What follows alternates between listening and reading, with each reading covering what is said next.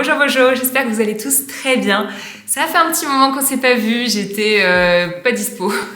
Pour vous dire, j'ai eu le pire passage en 2024 qu'on pouvait imaginer. J'étais au fond de mon lit en train de hurler de douleur pour une péritonite qui a été mal diagnostiquée et je me suis retrouvée aux urgences puis à l'hôpital pour me faire opérer. Donc j'ai pas pu faire de travaux tout fin décembre et on m'a demandé de ne pas en refaire pendant un mois suite à l'opération. Et à ce jour, il me reste encore 2 semaines à ne rien faire. Donc, on part sur une vidéo plus déco que travaux. J'espère que ça vous va, de toute façon, vous n'avez pas le choix. On va voir comment élever le niveau de votre décoration. Surtout si vous avez un intérieur dans lequel vous vous dites il y a quelque chose qui va pas, je sais pas ce que c'est trop froid, c'est trop vide, trop de bazar, faut tout changer, je sais pas par quoi commencer, je sais pas comment faire. Voilà, je vais vous donner des petites astuces pour que votre intérieur soit un peu plus harmonieux, un petit peu plus chaleureux et que votre maison soit un petit bijou. C'est parti.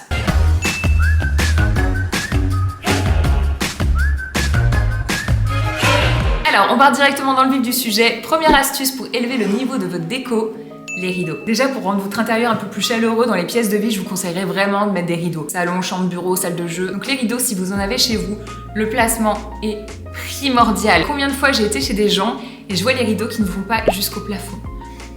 Pourquoi ? Changez ça, ça va vous changer votre intérieur, je vous le garantis. Voilà, je vous ai fait un petit plan 3D. Voilà, c'est les mêmes rideaux, simplement la longueur est différente et le placement de la tringle à rideau est différente. De ce côté-là, on a la tringle à rideau qui arrive juste au-dessus de la fenêtre et de ce côté-là, on a la tringle qui est installée vraiment au plafond. C'est la même fenêtre et pourtant, ça change tout. Donc oui, si vos rideaux sont trop courts, il va falloir en prendre des plus longs. Mais, on parle de redécorer là. Et les rideaux, ça coûte franchement pas si cher que ça. Et je vous jure que ça va métamorphoser votre intérieur. Donc les rideaux du sol jusqu'au plafond. Deuxième astuce pour votre intérieur, ça va être les tapis. Certaines personnes ne sont pas fans de tapis. Pourquoi ? Parce que ça peut être salissant, surtout quand on a des enfants ou des animaux. Je suis d'accord. J'ai des animaux, j'ai un chien qui adore faire pipi sur mon tapis tout blanc. Mais heureusement, ça se nettoie. Prenez des produits avec des enzymes dedans, c'est génial. Mais c'est vraiment primordial de créer des espaces dans un intérieur en utilisant des tapis. Ça va vraiment délimiter dans votre pièce les endroits où on va pouvoir surtout s'asseoir et avoir un côté plus cosy. Ensuite, pour ce qui est de la taille des tapis, si vous ne savez jamais laquelle prendre, gardez en tête qu'il faut que tous les pieds des meubles sur lesquels on s'assoit doivent être sur le tapis. Ou au moins les pieds avant de chaque meuble où on s'assoit. Il y a également les pieds des chaises, quand elles sont tirées en arrière. C'est-à-dire que quand les gens sont assis dessus, il faut qu'ils soient encore sur le tapis. Voilà, je vous montre encore une fois sur le plan 3D. Regardez. Si ici, je n'ai pas de tapis, on va savoir bien évidemment qu'il faut s'asseoir ici, mais il n'y a pas vraiment de délimitation entre la salle à manger et le salon. À partir du moment où on rajoute des tapis, faites pas trop attention au motif de tapis, il n'y avait pas énormément de choix. On comprend automatiquement, bon, on n'est pas bête non plus, hein, on sait bien que voilà, il y a déjà des zones, mais au moins visuellement elles sont délimitées. Et là, regardez, si le tapis n'inclut pas le fauteuil et qui fait simplement la largeur du canapé, et ben on va avoir un petit peu l'impression quand on rentre dans le salon que cette personne qui va s'asseoir là va pas être inclus dedans.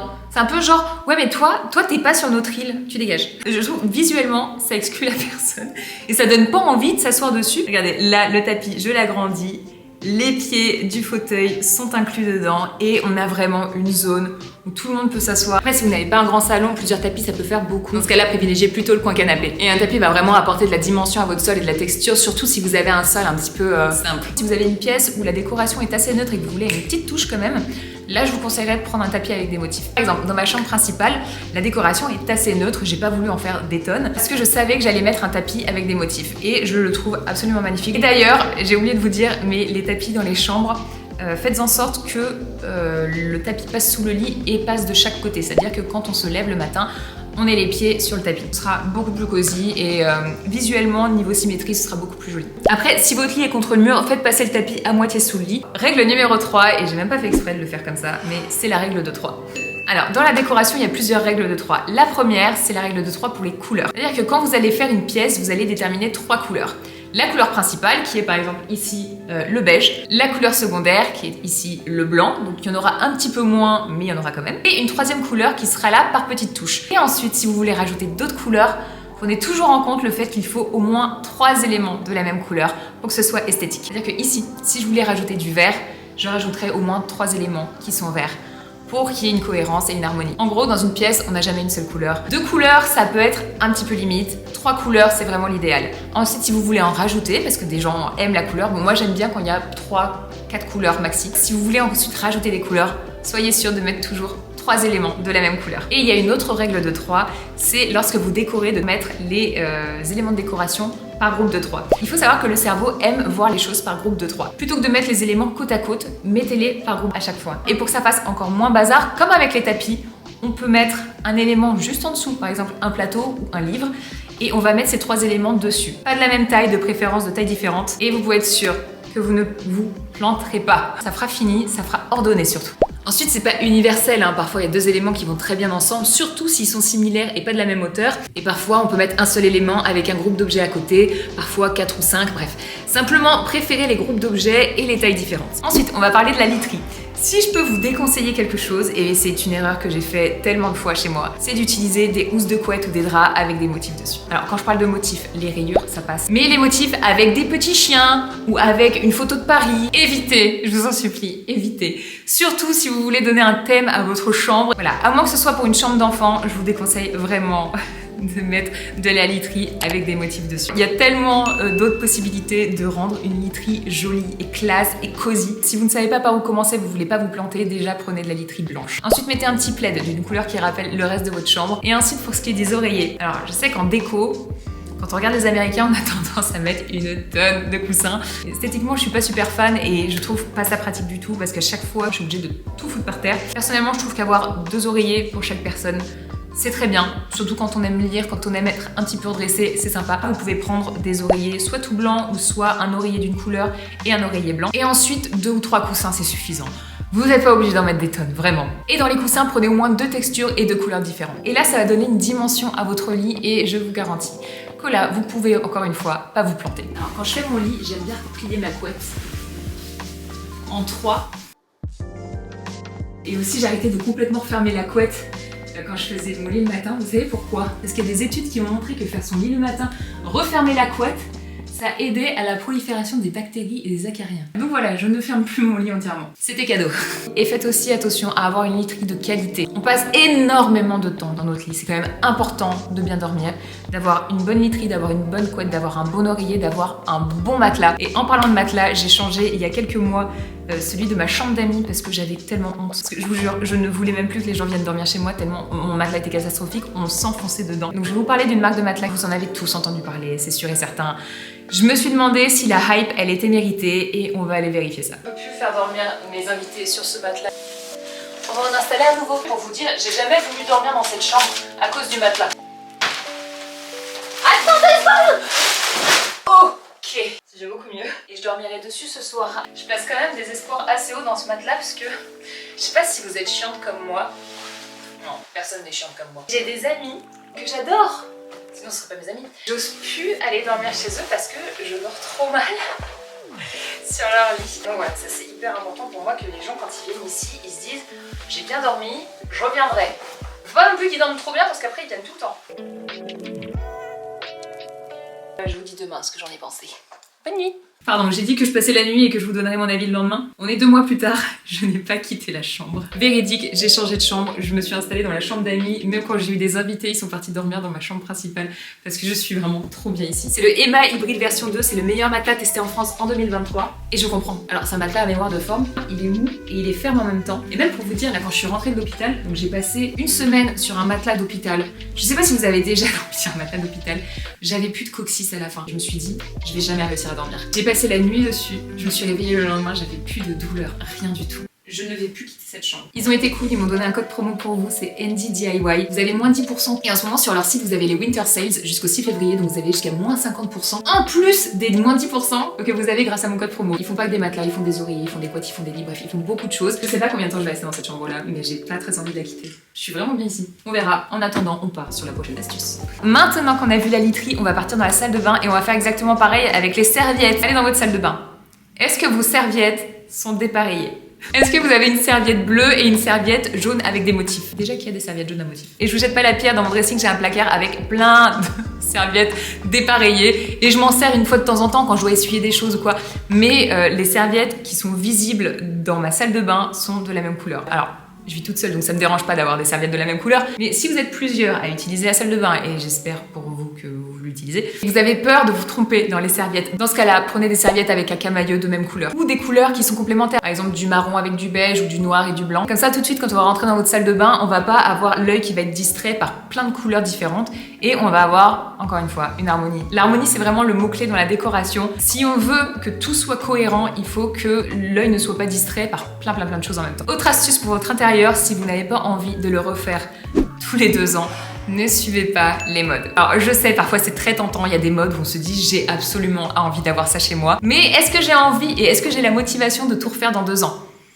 Là, c'est la vraie question. Franchement, si vous êtes comme moi et que vous êtes en pleine rénovation et que vous rénovez toute votre maison, ne suivez pas les trends parce que je vous garantis que vous n'aurez pas envie de tout refaire d'ici quelques mois ou quelques années si vous avez vraiment de la chance. J'ai vraiment fait en sorte ici de tout rénover d'une façon classique et traditionnelle. Et si je veux rajouter de la modernité et prendre des éléments à la mode, dans ce cas-là, je le fais avec les meubles et la déco. C'est beaucoup plus simple à changer que de refaire tout un mur, refaire la peinture, devoir retirer des choses du mur, devoir retirer un sol ou devoir refaire carrément une salle de bain ou une cuisine. Ne suivez pas les modes, surtout pour les salles de bain et les cuisines, parce que c'est ce qui coûte le plus cher à rénover au final. Mais imaginez que vous revendez votre maison en 2030 et que les gens rentrent chez vous et se disent « Ah ouais, là, la cuisine, elle fait vraiment 2024, va falloir tout refaire. » C'est le problème avec les modes, c'est qu'on peut littéralement dater une pièce à l'année près. Donc si vous adorez décorer, bricoler et que ça ne vous dérange absolument pas de tout refaire d'ici 1 ou 2 ans, aucun problème, suivez les modes. Si vous êtes en pleine rénovation, vous avez beaucoup de choses à faire, je vous déconseille réellement de le faire. Et suivez la mode uniquement pour les meubles et pour les éléments de décoration. Autre astuce, et c'est celle qui est la plus évidente, rangez tout. Alors, je sais que c'est compliqué d'avoir un intérieur bien rangé, surtout si on a des enfants ou des animaux. Je suis en train de vous dire ça, j'ai littéralement des jouets pour chiens partout sur le sol. Mais Dieu merci, on est dans une période où avoir des paniers partout, c'est joli et on peut tout ranger dedans. Donc on peut avoir une maison qui vit dans la journée, mais quand même se permettre d'avoir quelque chose d'esthétique et de pas encombrant et étouffant. Vous rentrez du travail, il y a des jouets absolument partout, vous dites j'ai pas envie de remonter ça dans la chambre des enfants et de tout ranger. Vous prenez tout ce bazar, vous mettez ça dans un panier, vous mettez un plaid par-dessus, vous mettez ça à côté du canapé. On pensera que c'est une panière à plaid. Et de toute manière, c'est une panière à plaid, mais avec des jouets cachés en dessous. Comme ça, votre maison continue de vivre, mais vous pouvez au moins un petit peu cacher la misère. Dans ma salle de bain, j'ai tout caché dans des petites panières autour du lavabo. Comme ça, on dirait que c'est simplement des éléments de déco, alors que j'ai mis tout mon bazar dedans. Même si vous avez par exemple une table de nuit sans tiroir, c'est ce que j'ai dans ma chambre d'amis. J'ai mes boules caisses, un livre, mon labello, mon truc pour les yeux. Je mets tout ça dans un petit panier pour éviter vraiment que ça fasse bazar. C'est beaucoup plus simple et ça ne prend littéralement aucun temps de tout mettre dans le panier plutôt que de laisser ça sur la table. Ensuite, on va éviter tout ce qui est logo. Par exemple, le liquide vaisselle qui est à côté de votre lavabo et qui gâche un petit peu toute l'esthétique de votre cuisine, mettez ça dans un distributeur. Pareil, le savon pour les mains, ça se fondra totalement avec le décor. J'ai fait ça partout dans mes salles de bain, j'ai mis des distributeurs partout, comme ça on n'a plus les marques de shampoing, on n'a plus les marques de savon, tout ça, il n'y a plus rien. Ces distributeurs ont des petites étiquettes, donc je sais exactement ce qu'il y a dedans, et ça reste une maison qui vit, puisque je suis dedans toute la journée. À aucun moment je me dis, ah ouais, ça c'est pas pratique parce que on voit pas la marque. Non. Je vis littéralement dans un magazine de déco et il n'y a aucune contrainte. Tout est camouflable. Encore un autre exemple. Là, j'ai ma bibliothèque à côté. J'ai quelques livres sur l'étagère au-dessus de ma télé. J'avais des livres un petit peu trop colorés et qui attiraient trop l'œil. Je les ai tout simplement recouverts avec du papier texturé que j'avais acheté chez Action. J'ai mis des petites étiquettes pour les titres avec la Cricut. Vous pouvez le faire simplement avec un stylo doré, hein, ça fonctionne également, ou un stylo noir. Vous faites ce que vous voulez, tant que ça va avec le reste de votre décoration. Maintenant, quand on rentre dans le salon, on n'a plus l'œil qui est attiré par le livre rouge qui n'a rien à faire au milieu de tous les autres livres. Voilà, je fais pareil avec la Switch, elle est partie dans un panier, on voit plus rien. Pareil, les câbles électriques. Est-ce que vous avez les câbles électriques qui pendent derrière votre télé? Parce que si oui, je suis désolée, mais il faut les camoufler. Si vous n'êtes pas trop dans les travaux et que vous n'avez pas envie de faire une tranchée dans le mur et de les camoufler dans le mur, dans ce cas-là, mettez simplement une boulotte en plastique que vous pourrez peindre de la même couleur que votre mur. Ce sera toujours plus esthétique que d'avoir 3-4 fils qui pendent derrière votre télé. Vous pouvez également faire passer les fils derrière votre meuble télé de façon esthétique. Mais en règle générale, tout ce qui est fil, câble, multiprise. Les multiprises, vous pouvez les mettre dans des boîtes. Maintenant, il y a tellement de solutions pour ça. Faites en sorte qu'il y ait le moins de fils possible qui dépassent. Il y a toujours des techniques pour les camoufler. D'ailleurs, en parlant de télé, parfois, la télé peut être un élément un petit peu qui ressort trop dans la décoration parce que c'est quand même un assez gros bloc noir. Et surtout si vous avez une décoration très lumineuse. Si vous voulez que ce soit moins visible, il y a des télés spéciales pour ça. Par exemple, je pense à The Frame. C'est une télé que vous mettez une image dessus et ça fait comme un tableau. Vous pouvez également faire ça sans avoir cette télé là. On allume, on va partir sur YouTube. Vous allez chercher TV Art et là vous allez avoir plein de recommandations. Personnellement, mon préféré c'est celui-là. Je le trouve Sublime. Et voilà, ça choque plus du tout. Bon, après, j'avais peint le meuble télé en noir pour que la télé ne se voit pas. En tout cas, si vous avez une télé sur votre mur et que vous voulez décorer un petit peu ça, vous avez la solution. Après, si ne serait-ce que le rebord de la télé noire détonne complètement avec le reste de votre déco. Aujourd'hui, on vit dans une ère qui est géniale pour la décoration. Il y a tellement d'adhésifs différents maintenant pour recouvrir absolument n'importe quoi. Le contour de votre télé, vous pouvez mettre de l'adhésif dessus qui soit blanc, qui soit doré, qui soit imitation de bois. Il y a tellement de techniques différentes maintenant. Même tellement que vous n'avez aucune excuse pour avoir des choses qui détonnent dans votre décoration. Pareil pour les photos, si vous adorez avoir des cadres photos partout, qui vous rappellent des souvenirs, des photos de famille, des photos sur votre frigo, vous pouvez tout retirer et tout digitaliser. Prenez simplement un cadre photo digital et vous mettez toutes les photos que vous voulez dessus et ça défile toute la journée. Comme ça, vous les voyez toutes. C'est une petite astuce qui est quand même bien pratique et ça vous permet même d'avoir encore plus de photos que ce que vous n'auriez mis chez vous. Sinon, ce que vous pouvez aussi faire, c'est imprimer vos photos en noir et blanc, mettez-les dans les mêmes cadres et vous aurez un super élément de décor chez vous. Maintenant, on va parler des murs. Alors, c'est un sujet qui me tient beaucoup à cœur parce que j'ai eu toute ma vie, je ne supportais pas d'avoir ne serait-ce qu'un mètre carré sur un mur qui ne soit pas décoré. Donc j'avais tendance à surdécorer, à mettre des cadres partout, à mettre des miroirs, à mettre des tonnes de décoration. Aujourd'hui, dans ma maison, tous mes murs ont été faits de façon à ce qu'il n'y ait aucune décoration dessus. Donc si vous avez un mur chez vous, vous avez accroché plein de décorations pour essayer de vraiment tout remplir, retirez tout. La meilleure technique, c'est de mettre du papier peint à motif. Pas sur tous les murs, pas sur tous les murs d'une pièce, mais sur un ou deux murs dans une pièce, ça peut être très joli. Et je vous garantis que vous n'aurez pas besoin de décorer du tout ce mur-là. Après, si vous êtes en location, il y a aussi des papiers peints adhésifs qui se retirent une fois que vous partez. Je savais pas du tout que ça existait quand j'étais en location et j'aurais adoré savoir ça. Ensuite, si vous aimez les intérieurs traditionnels, mettez des moulures. Les moulures, je vous garantis qu'un mur avec des moulures n'a besoin d'aucune décoration. Ça se suffit largement à lui-même. Et pour éviter une idée reçue, les moulures ne coûtent vraiment pas si cher que ça. Toutes les moulures que j'achète, donc c'est des moulures de 2,40 m en pain, me coûtent entre 3 et 4 euros. Donc par exemple, si vous voulez un petit peu élever le niveau d'une porte d'intérieur et que vous voulez mettre des moulures autour d'elle, vous en aurez pour 15 euros. N'hésitez pas avec les moulures, franchement, je vous jure que ça change tout un intérieur. Autour des fenêtres, autour des portes, sur les murs, c'est vraiment pas compliqué à faire. Si vous cherchez un petit peu sur ma chaîne, vous verrez que j'ai fait ça dans toutes mes pièces. Et soit vous pouvez laisser le mur avec simplement les moulures, soit mettre du papier peint dans les cadres de moulures, mettre des tableaux, mettre un miroir. Ensuite, encore une autre façon d'élever le niveau de votre intérieur, changez les plinthes, mettez des plinthes plus hautes ou des plinthes moulurées, mettez des moulures au plafond. Il y a des moulures en polystyrène qui coûtent littéralement pas grand chose. Ils s'installent avec de la colle et personne n'ira toucher vos moulures pour se dire ah c'est du polystyrène, c'est naze. Ou alors franchement si quelqu'un fait ça chez vous, mettez-le à la porte parce que cette personne-là est bizarre. Si vous voulez, je vous mets dans la description les moulures que j'utilise pour le plafond. Je peux pas vous mettre celles que j'utilise pour les murs parce que je les achète littéralement dans un magasin à côté de chez moi. Et voilà, je vais vous mettre plusieurs liens de choses dont je vous parle dans la vidéo dans la description. Vous prendrez ce que vous avez envie de prendre. Autre astuce, la couleur des métaux.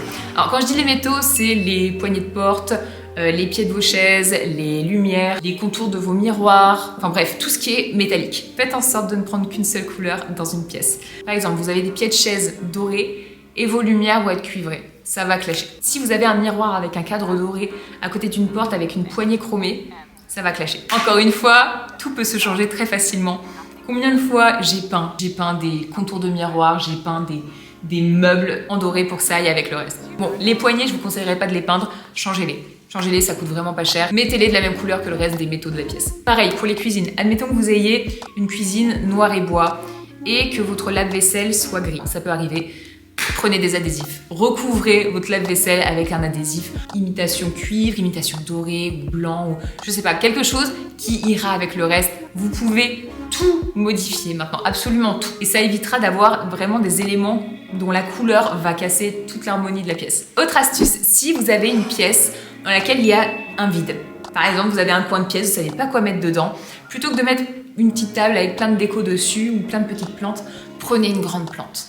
Les plantes, je vous jure, je suis quelqu'un qui détestait les plantes avant, jamais de la vie j'aurais mis ça chez moi. On m'en a offert et maintenant j'ai des plantes absolument partout. Une plante va apporter de la vie et va tout simplement décorer par elle-même et élever le niveau, surtout les plantes exotiques, et je dis ça parce que j'adore les palmiers. Dès que je rentre quelque part et que je vois un palmier d'intérieur, je trouve ça sublime. Si vous avez un angle ou un mur à habiller un petit peu, mettez une plante dessus et mettez une grande plante. Et si vous n'avez pas la main verte, mettez des fausses plantes, mais qui soient bien faites. Pitié, des fausses plantes qui fasse réel. Autre astuce, et là on va parler des meubles que l'on monte nous-mêmes. Vous allez chez Ikea, vous prenez un dressing et vous avez plein de trous sur les côtés pour pouvoir adapter la hauteur des étagères. Automatiquement, ces trous-là vont faire un petit peu cheap. Vous les remplissez avec de la pâte à bois. C'est très rapide. Vous remplissez tout, vous passez la spatule et c'est bon, c'est ni vu ni connu. Ça va vous faire un rendu terminé et on va pas se dire ah là elle a acheté ça chez Ikea. Autre technique pour personnaliser un meuble que un petit peu tout le monde a chez soi. Changer les poignées. C'est vraiment pas cher, vous pouvez trouver ça n'importe où maintenant, des poignées un petit peu originales, ou même des poignées que vous allez trouver en brocante qui ont vraiment de la personnalité et automatiquement ça va donner un cachet à votre meuble et on va pas se dire ah ouais mais ça a été acheté chez Ikea. Dernière astuce et on va terminer la vidéo avec ça. C'est une astuce qui n'est pas visuelle mais olfactive. Faites en sorte que votre maison sente bon. Oui, rien de mieux que de rentrer dans un endroit qui sent bon. Et il n'y a pas un plus grand compliment qu'on puisse me faire quand on rentre chez moi et qu'on me dit bon déjà que c'est joli et que ça sent bon. Et j'ai envie que les gens, n'importe où ils aillent dans ma maison, ils trouvent que ça sent bon. J'ai des diffuseurs, vous savez, avec les recharges, vous mettez le produit, vous mettez les petits bâtonnets. C'est hyper efficace, j'ai des odeurs différentes dans chaque pièce et ça sent divinement bon. Si d'ailleurs je peux vous conseiller une odeur sur laquelle on me fait constamment des compliments, c'est Divines Épices chez la marque Goa. Alors celle-là tout le monde l'adore. C'est celle que j'ai mis dans ma chambre d'amis et dans ma chambre principale. Et il y a aussi un autre type d'odeur qui va vous donner vraiment cette impression de cosy chez vous. C'est les odeurs de sucré. Les cookies, les chamallows, la cannelle, ça va donner envie de rentrer chez vous et juste de ne jamais partir de votre maison. Du coup, si vous n'êtes pas hyper sociable, je vous le déconseille. Rentrez dans une pièce qui sent bon, on va se dire automatiquement ici c'est propre, ici c'est beau. C'est vraiment aussi simple que ça. Voilà, je pense que j'ai terminé. En plus, j'ai plus de batterie, donc c'est parfait. J'espère que cette vidéo vous aura aidé. J'ai fait vraiment le principal. Si je devais vraiment aller dans les détails, ce serait interminable. Mais j'espère que ce sera suffisant pour vous, pour que vous puissiez repartir sur des bonnes bases si jamais vous ne savez pas comment décorer chez vous ou redécorer chez vous. Donc voilà, j'espère que cette vidéo vous a plu. Je vous dis à dans 2 semaines. Je vous fais des bisous. À très vite.